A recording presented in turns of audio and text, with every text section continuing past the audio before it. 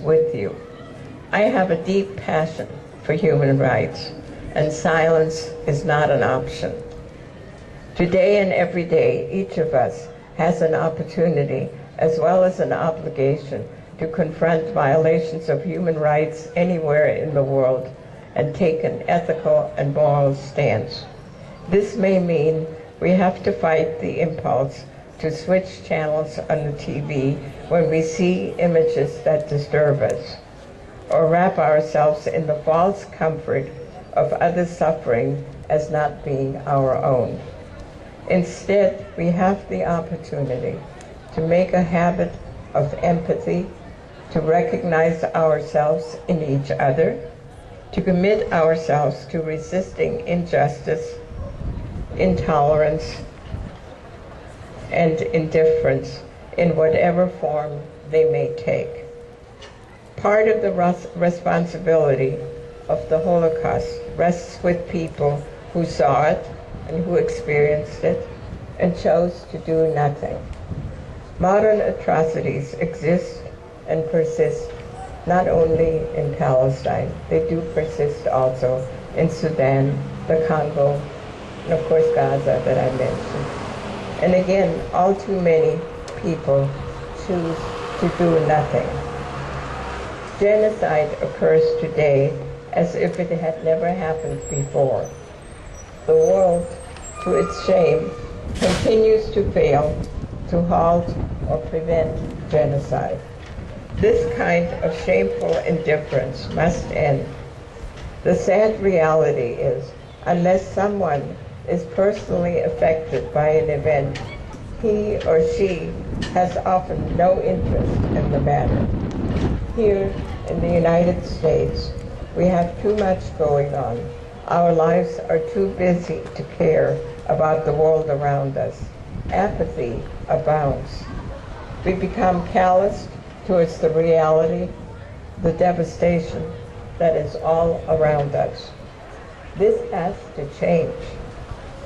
We can't change the past, but we can make a change in the way we function, and thus in the status of the world today and in the future. We must be more just.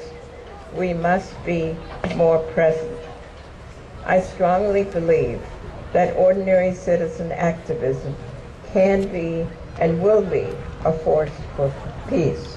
It is the responsibility for each of us to give voice to those who have been forgotten, forsaken, and beaten down by the powerful.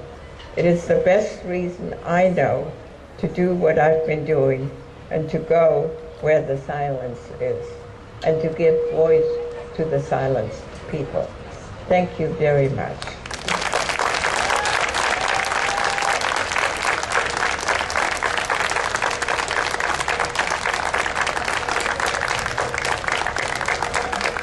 I don't know what your format is. I don't know if there is time for questions.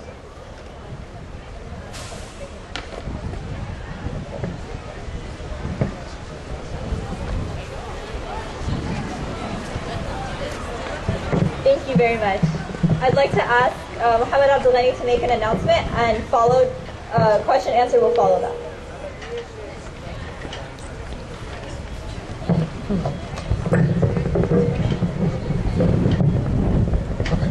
Hi, Bismillah ar-Rahman ar-Rahim. Assalamu alaikum wa rahmatullahi wa barakatuh. Peace be upon you all. Okay, so we'd like to welcome everyone out to our Israeli Apartheid Week, called a Boycott, Divest, and Sanctions. And we just kind of wanted to bring to everyone's awareness kind of what we're trying to do with this week.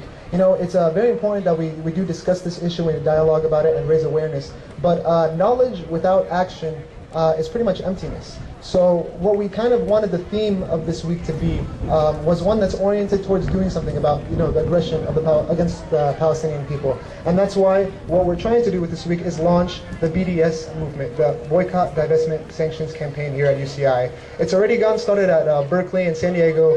Berkeley almost got it passed. They were one vote short. But with regards to lobbying for the student government to take action. But hopefully in coming years, things will be turning for the better. So what can you do to help? Basically, we have a couple things going on. We have a petition going around. Just come and talk to one of the representatives here, the MSU reps out next to the wall, and you can sign the petition to call for the UC to look into what means or what strategies can be taken with regards to divesting from the Israeli military complex, from settlement building in the region and whatnot, because the UC system does invest a certain amount of money in these things. What else you can do is, if you're really, really interested in helping out, we're trying to build a coalition on campus, because we're not going to be able to do it alone, of socially conscious, concerned students that care about this. And so we'll have like an email sign up and maybe try to call some sort of meeting and whatnot to come up with a coalition-based collective effort to stop Israeli aggression against the Palestinian people. And of course, finally, please continue to learn, continue to ask questions, and continue to raise awareness. For those who are here to be more disruptive than helpful, we welcome you. We hope that you could listen with an open heart and open ears. And with that, we will be seeing you throughout the week. Jazakallah khair. Assalamu alaikum wa rahmatullah.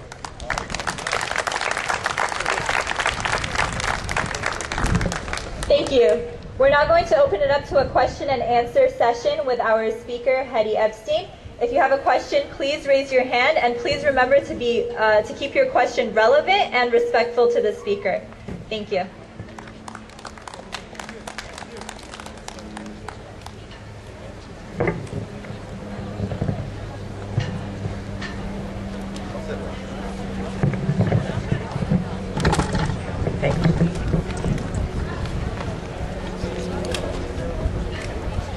Ms. Epstein, I'm a teacher here, and I'd like to welcome you to UC Irvine. Could you come a little closer, please? Okay, can you hear me now?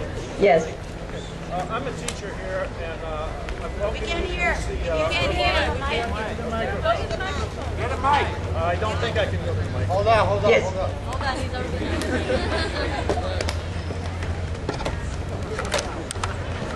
here. Here.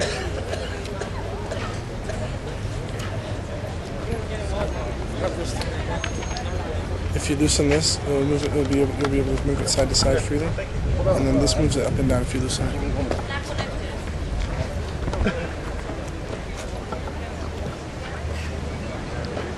Hey, peace.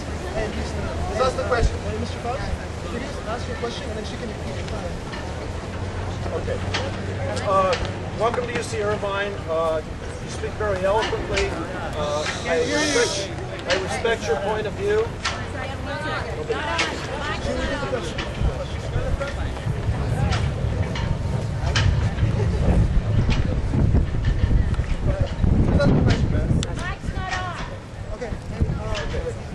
What I want to say, though, is I want you to be aware. Is that a question? I'd just like you to be aware that the same people who brought you here today bring many other speakers to UCI.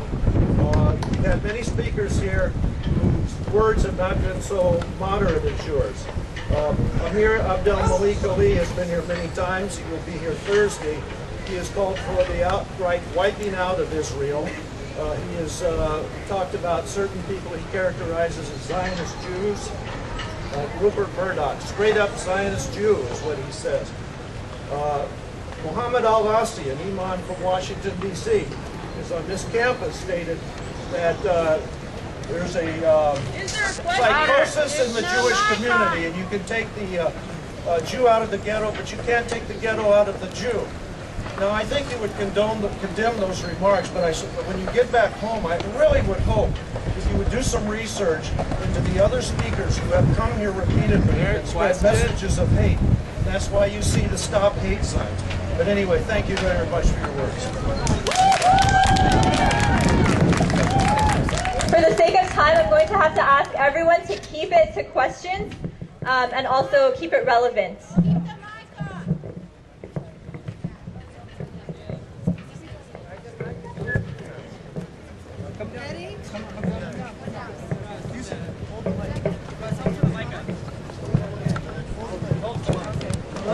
Hello. Can you hear me? Hedy?